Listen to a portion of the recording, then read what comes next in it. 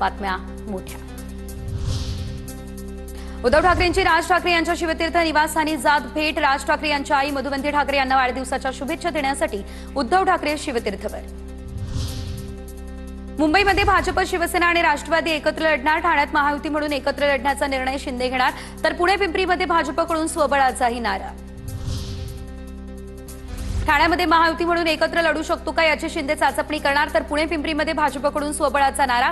राष्ट्रवादी आणि शिंदेची शिवसेना स्वतंत्र लढण्याची दाट शक्यता।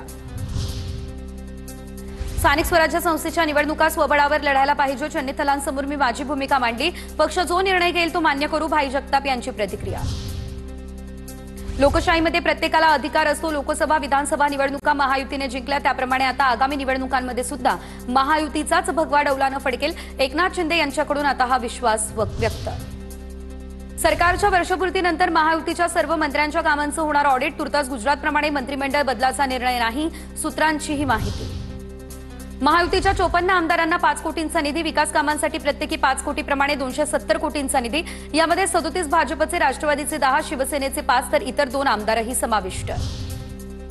आमदारांना दिलेल्या 5 कोटीचा हा विकास निधी नाही तर लाच, यातून कमिशनबाजी होईल। पाठिंबा देणाऱ्यांना निधी देणं सुरू, संजय राऊत यांचा हा आरोप।